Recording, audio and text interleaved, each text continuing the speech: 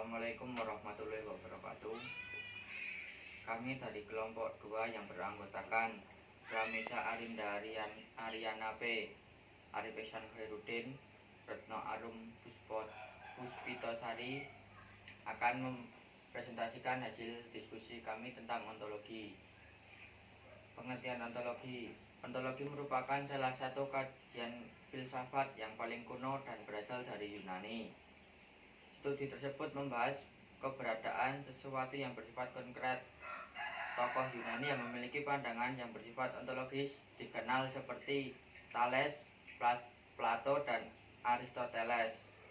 Ontologi bisa dirumuskan sebagai ilmu yang mempelajari realitas atau kenyataan konkret secara kritis. Objek-objek ontologi. 1. Objek materi. Objek materi merupakan segala sesuatu yang ada.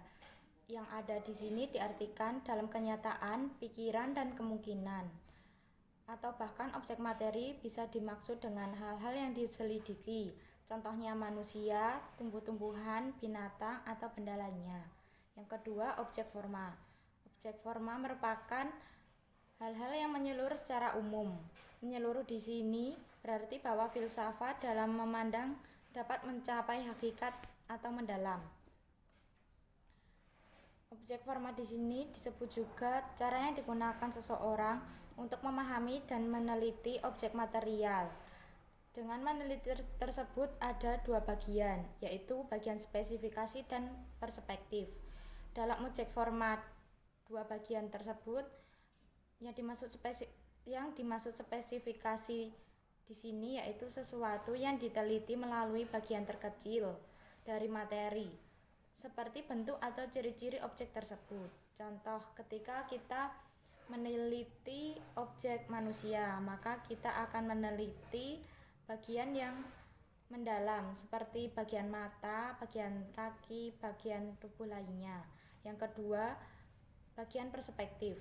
Bagian perspektif di sini diartikan jika kita akan meneliti atau mengkaji ilmu dari sudut pandang peneliti atau point of view.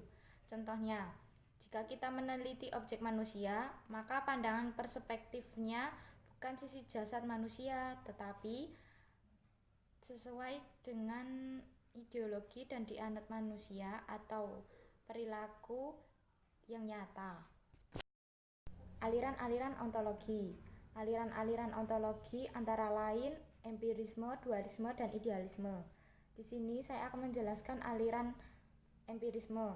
Aliran empirisme menjelaskan bahwa pengetahuan berasal dari pengalaman, sehingga pengenalan inderawi yang merupakan paling jelas dan paling utama.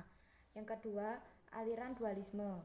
Aliran dualisme meyakini sumber asal segala sesuatu terdiri dari dua hakikat, yaitu hakikat materi dan hakikat jasmani atau material. Yang ketiga, aliran idealisme.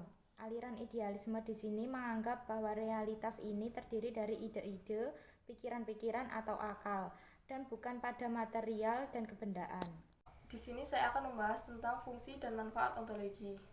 Fungsi dan manfaat dalam mempelajari ontologi yaitu berfungsi sebagai refleksi kritis atas objek, konsep-konsep, dan asumsi-asumsi. Di antara asumsi dasar keilmuan antara lain yang pertama, dunia ini ada, dan kita dapat mengetahui bahwa dunia ini benar ada. Kedua, dunia empiris dapat kita ketahui oleh manusia dengan panca indera. Ketiga, fenomena yang terdapat di dunia ini berhubungan satu dengan yang lainnya secara kausal.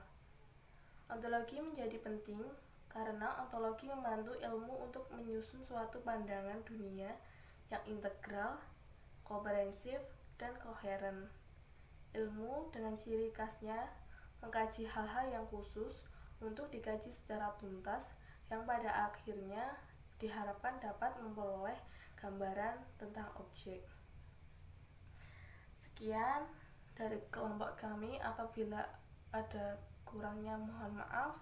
Wassalamualaikum warahmatullahi wabarakatuh. Terima kasih.